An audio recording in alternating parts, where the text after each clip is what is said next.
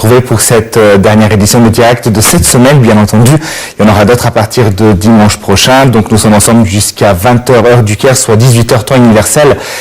Deux volets comme d'habitude, le premier volet actualité, le deuxième volet débat. Nous allons évidemment évoquer le débat économique du moment, le dollar qui baisse, la livre donc qui est réévaluée. En ce moment, le dollar a atteint sur le prix douanier 16 livres 50, donc il a gagné à peu près 13% par rapport à janvier. On va voir ensemble quelles sont les retombées économiques de tout ça. Tout d'abord, par rapport à l'actualité, marquant une rupture dans la politique américaine au Proche-Orient, Donald Trump a affirmé que la solution à deux États n'était pas la seule possible pour régler le conflit israélo-palestinien, assurant être ouvert à des alternatives si elle menait à la paix. Les détails dans ce commentaire.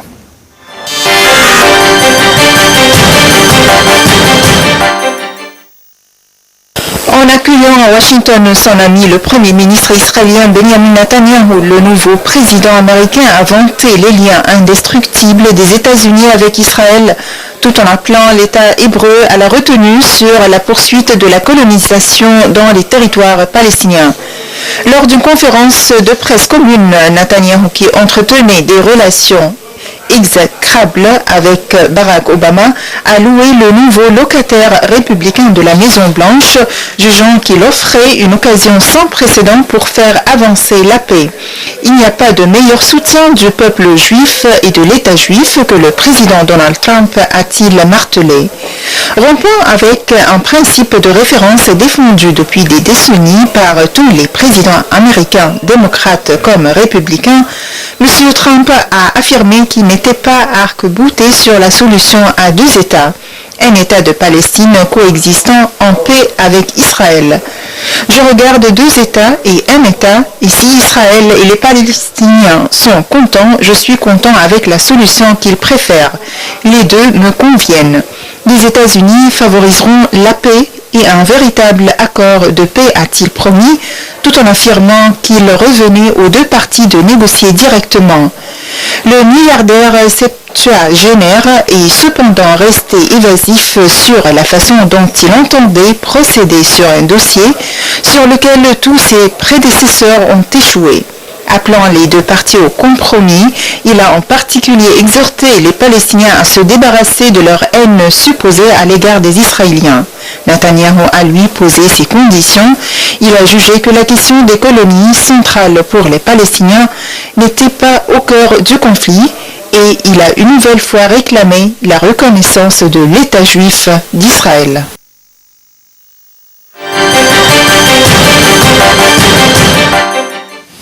Pour vous donner des détails sur ce sujet, j'ai avec moi en ligne Dr Essam Abdel Fattah, analyste politique. Dr Essam, merci d'être avec nous ce soir.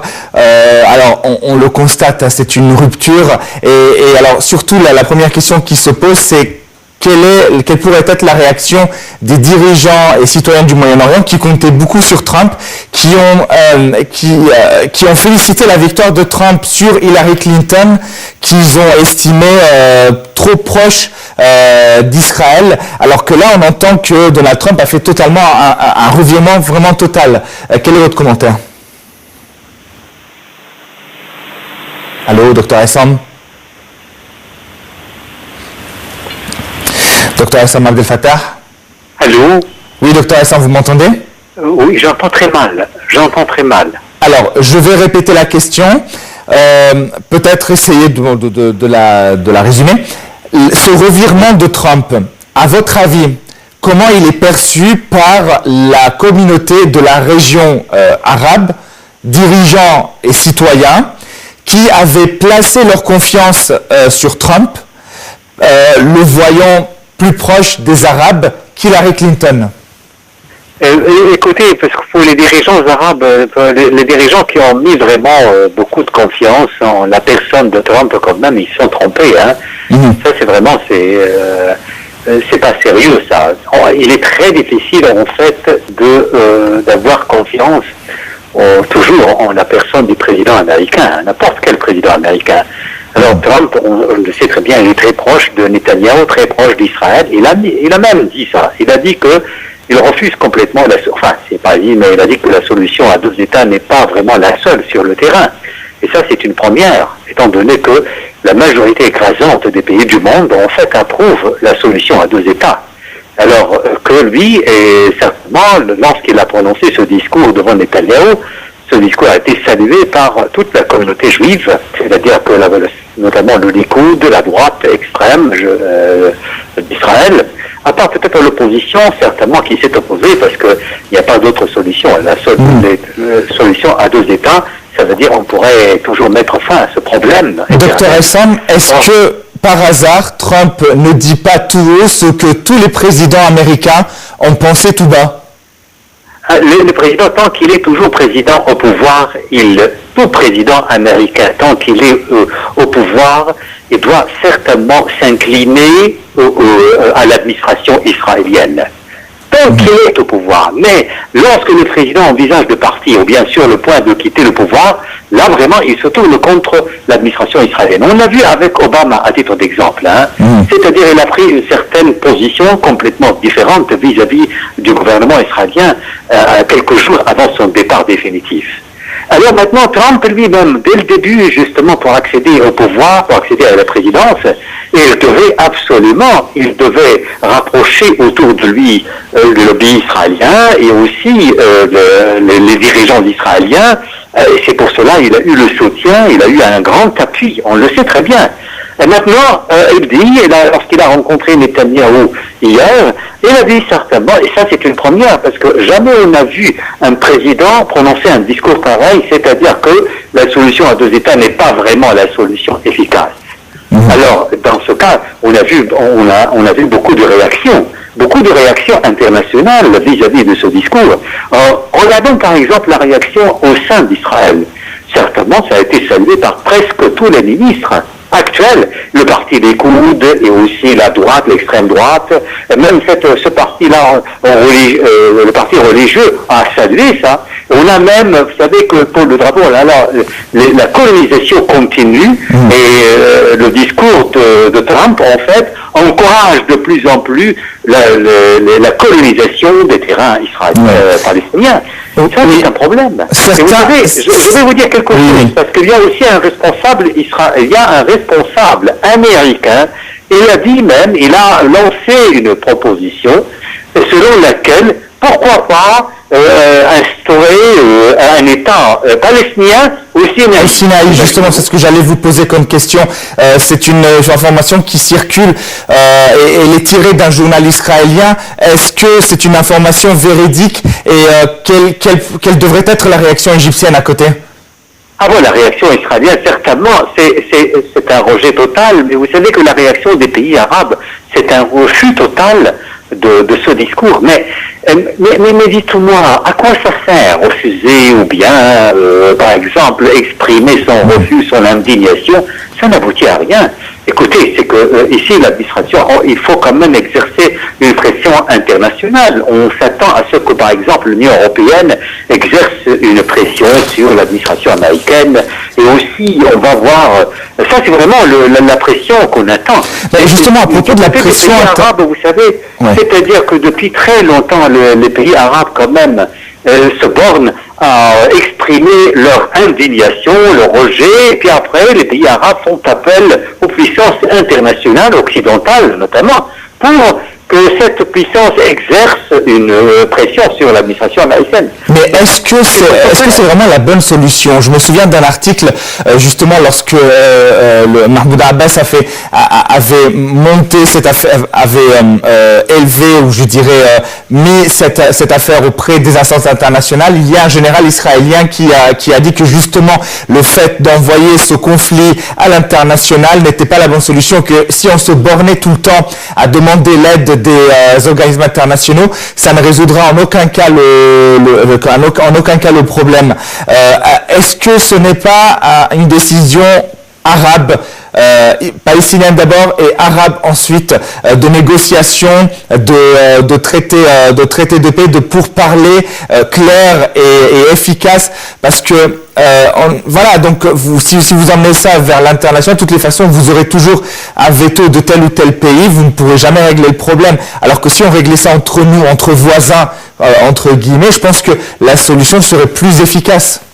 Mais comment régler entre voisins, entre Israël et Palestine? Comment? C'est impossible. Vous savez que les négociations ici n'ont aucun sens. C'est absurde de négocier avec Israël. C'est-à-dire que vous voulez me dire, attendez, vous voulez me dire que... Attendez, solution docteur, à deux États. Ouais. Alors comment peut-on négocier avec le gouvernement israélien?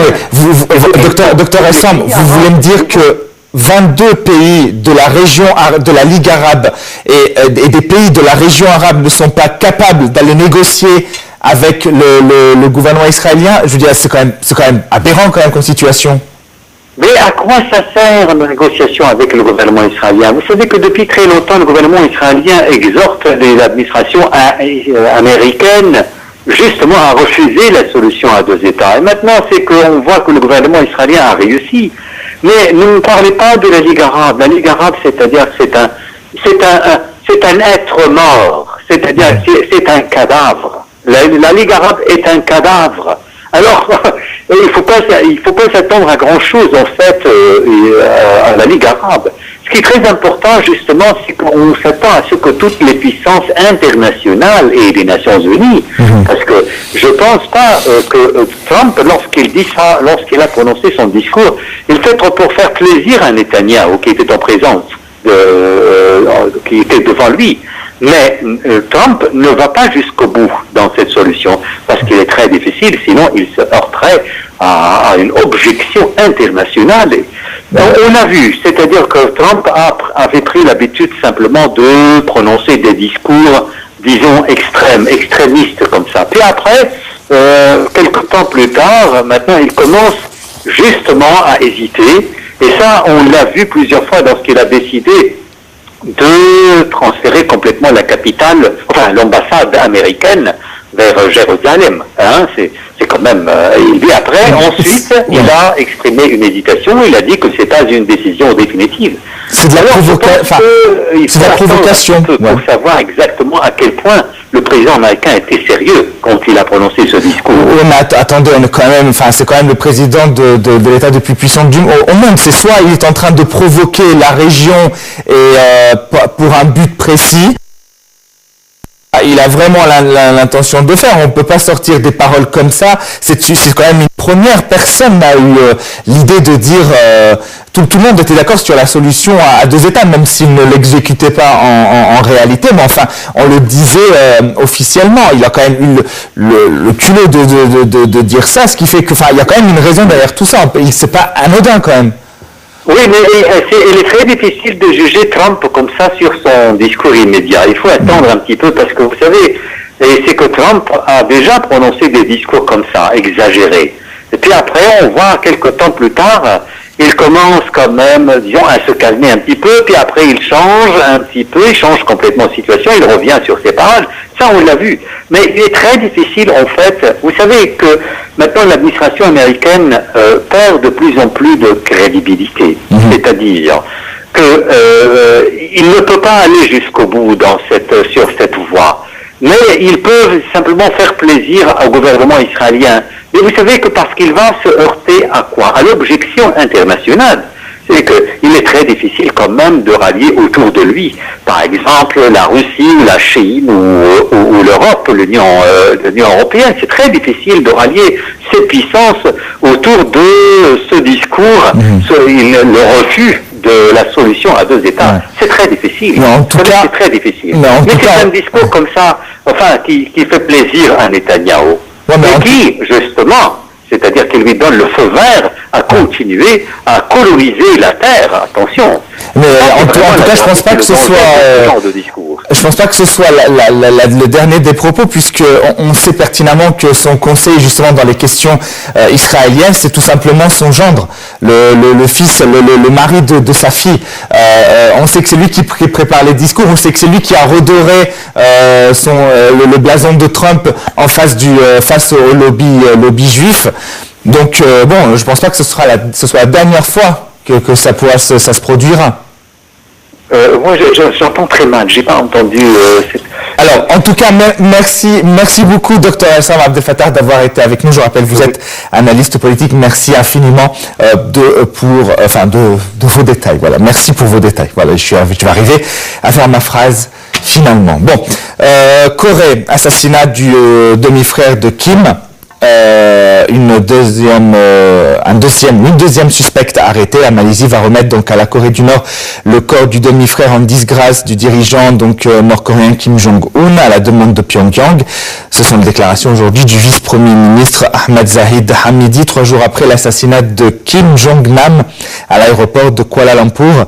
Par ailleurs, une deuxième suspecte dans l'assassinat a été arrêtée. Donc c'est une suspecte aujourd'hui dans le cadre de l'enquête sur cet homicide, crime de lèse-majesté, je dirais, digne de la guerre froide, imputé par Séoul à des agents de Pyongyang. Un commentaire.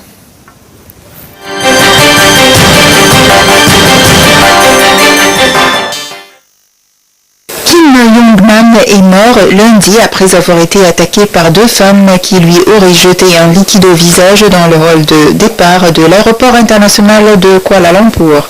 Les 2 suspects ont été interpellés séparément par les policiers enquêtant sur cet assassinat présenté par Séoul comme une preuve de la brutalité et la nature inhumaine du régime de Pyongyang. Selon des responsables du renseignement sud-coréen, Kim a bien été empoisonné par des agents nord-coréens à l'aéroport de la capitale malaisienne. Il s'apprêtait à prendre un avion pour Macao, région administrative de Chine où il a passé de nombreuses années en exil. Des images de vidéosurveillance publiées par les médias malaisiens montrent une Asiatique présentée comme l'une des suspectes, vêtue d'un haut blanc frappé des lettres LOL. Plusieurs autres interpellations devraient avoir lieu dans la journée jeudi. La première suspecte, âgée de 28 ans et détentrice d'un passeport vietnamien, devait être présentée à un tribunal malaisien jeudi matin. Mais la police avait obtenu une ordonnance de détention de 7 jours pour les 2 femmes. La deuxième suspecte est âgée de 25 ans et possède, elle, un passeport indonésien. Le corps de Kim est conservé dans un hôpital de Kuala Lumpur. Une autopsie a été pratiquée, mais les résultats n'ont pas été communiqués jusqu'ici.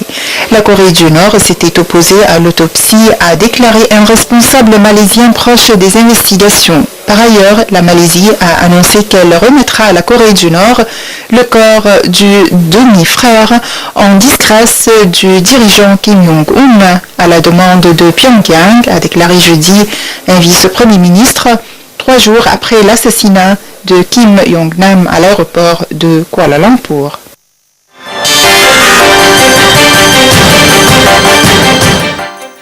Et donc pour terminer cette édition de commentaires, on passe à la Syrie. Des bombardements turcs contre un fief du groupe terroriste Daesh ont causé la mort de 24 civils, a affirmé aujourd'hui une ONG, mais Ankara a soutenu que seuls les terroristes avaient été tués.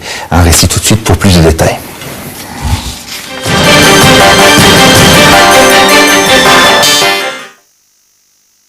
Selon l'Observatoire syrien des droits de l'homme, l'OSDH, des raids aériens et des bombardements d'artillerie ont visé ces dernières 24 heures la ville Al-Bab dans le nord de la Syrie.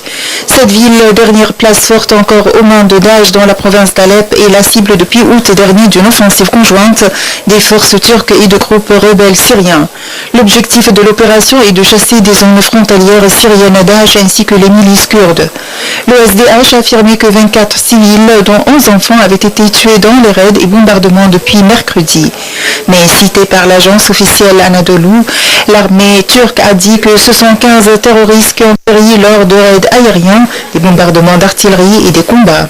Après une rapide avancée dans Al-Bab, l'armée turque est engagée depuis décembre dans des bombardements meurtriers autour d'Al-Bab. Ces forces sont entrées le week-end dernier dans cette ville de 100 000 habitants et le Premier ministre Binali Yildirim a déclaré mardi qu'une grande partie était sous contrôle turc. Cependant, l'OSDH assure que les forces turques ont fait peu de progrès depuis leur entrée dans la ville.